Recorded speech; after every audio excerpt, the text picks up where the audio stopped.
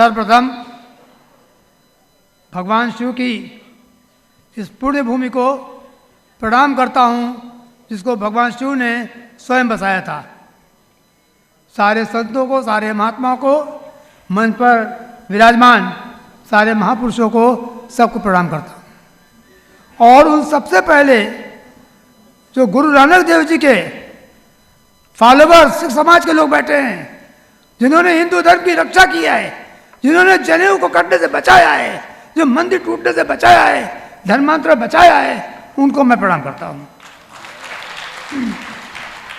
इसी क्रम में अंबेडकर जी को भी मैं नहीं भूलूंगा, जिन्होंने एक समग्र हिंदू समाज बनाने के लिए एक बहुत बड़े वर्ग को हिंदू समाज से जोड़ा, उनको मैं प्रणाम करता हूँ।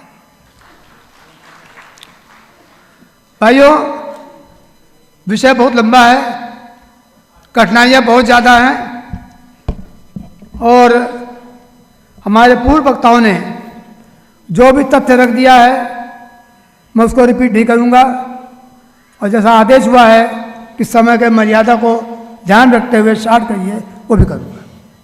पर कुछ बातें ऐसी हैं जो हमारे आप को दिल को निचोड़ रही हैं कि आखिर गुलामी काल में असंख्य मंदिर टूटे, लूटे गए। अंग्रेजों के ज़माने में टैक्स लगा मंदिरों पर, और ये भी बता दूं, जो अछूत की परंपरा आई वो अंग्रेजों की देन है। हिंदू समाज में कोई अछूत नहीं होता था, क्योंकि उन्होंने टैक्स लगाया, जो टैक्स मंदिर जाने का नहीं दे पाते थे उनको अंग्रेजों ने कहा अछूत है। इस बात को ध्यान रखें। ये दुर्दशा हुई, और स्वतंत्रता के बाद भी आज भी वही दुर्दशा है। मंदिरों का अधिग्रहण, न चर्च, न मस्जिद, न किसी अन्य धर्म स्थान का, केवल और केवल मंदिर।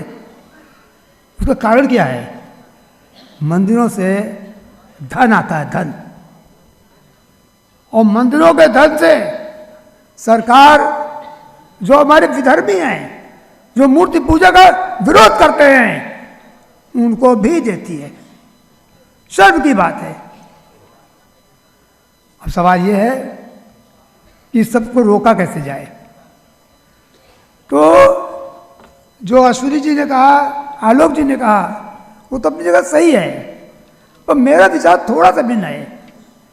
हमको वो कट्टर बनना पड़ेगा, और बहुत कट्टर बनना पड़ेगा। मैं रोग बताने के बजाय रोग का उपचार कैसे, इस पर आना चाहता हूं। रोग तो आपको मालूम है, रोग सबको मालूम है। देखिए, जब तक ये देश धर्म आधारित हिंदू राष्ट्र नहीं बनता, हमारी आपकी समस्या है इस सेकुलर संवैधानिक संविधान में कोई दूर नहीं कर सकता। आज इसी मंच से, इसी जगह से सारे संत महात्माओं आप आशीर्वाद दीजिए कि हम धर्म आधारित हिंदू राष्ट्र बनाने में सफल हो। एक ही नारा, एक ही लक्ष्य और एक ही वोट जो हिंदू राष्ट्र बनाने की हमारे संकल्प को पूरा कराएगा, हम उसके साथ होंगे। बात कांग्रेस से किसी पार्टी का नहीं है। हम उन किसी को वोट नहीं दे सकते जो हिंदू धर्म और संस्कृति का नुकसान जिन्होंने किया है, जो देश से गद्दारी की है, जो चाइना और पाकिस्तान से मिले हुए हैं, ऐसे किसी को वोट नहीं देना है। उन लोगों को नहीं देना है जिन्होंने आतंकवादियों को छोड़ने के लिए सपा सरकार ने आदेश दिया था। इसी यूपी में मैंने उस केस को किया था, आतंकवादियों की रिहाई रुकवाई थी और सारे को सजा हो चुकी है। इसलिए मैं चाहता हूं ऐसे किसी पार्टी को वोट नहीं दे सकता जो धनद्रोही है, देशद्रोही है। और कुछ मुद्दे हैं जिन पर हमको आपको पॉइंट वाइज चलना पड़ेगा। सबसे पहला, सहिष्णुता, सद्भाव, विश्व बंधुत्व, सबका सब कल्याण हो। भाई मेरे पल्ले नहीं पड़ती, इसको छोड़ दीजिए, बिल्कुल छोड़ दीजिए। हमको कहना पड़ेगा हम कट्टर सांप्रदायिक हिंदू हैं, और उन सारे लोगों को जो हमारे विदर्भी हैं, उनको इस देश में हम बर्दाश्त नहीं कर सकते। संघर्ष होगा, बेशक संघर्ष होगा। एक संघर्ष की भूमिका बन रही है, और तब से बन रही है जब से श्री राम जन्मभूमि का ताला खुलने का आदेश हुआ। उस ताला ने लोग की अकल खोल दी और सांस्कृतिक राष्ट्रवाद की नींव वहां से पड़ी थी। आज राम मंदिर नहीं, राष्ट्र मंदिर बन रहा है। काशी की लड़ाई निर्णायक दौर में है और हो सकता है अगली बार हम मिले तो हम जय भोले का जयकार करते हो और मस्जिद का ढांचा हटा हुआ।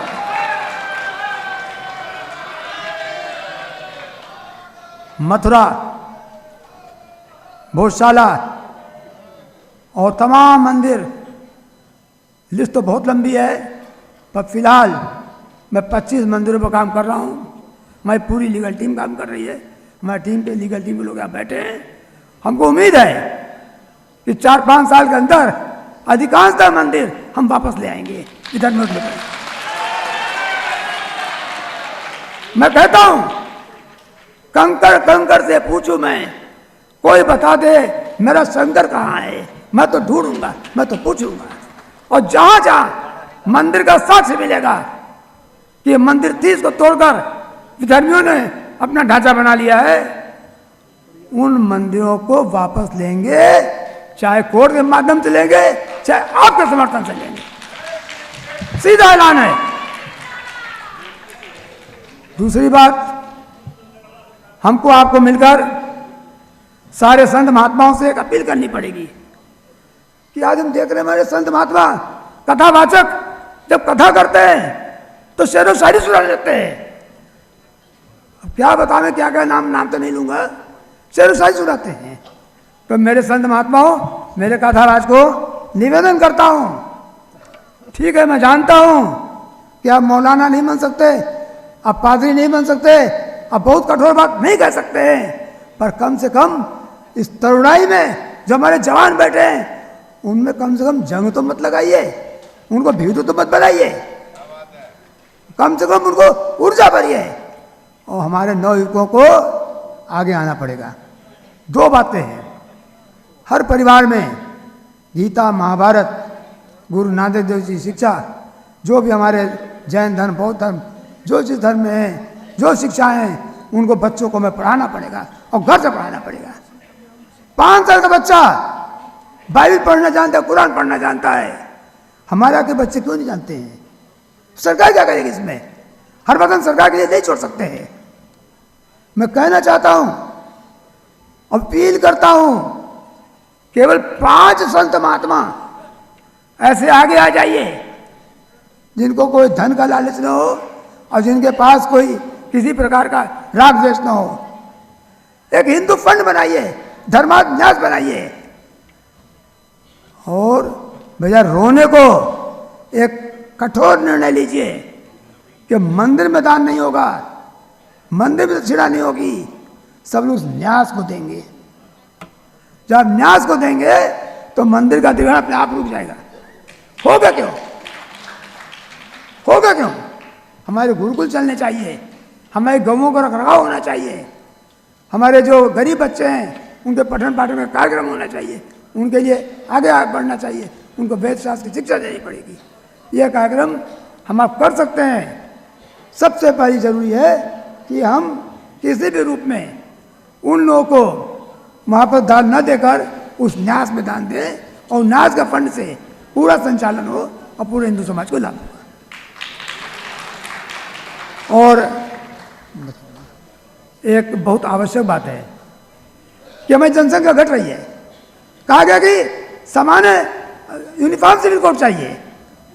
मैं यूनिफॉर्म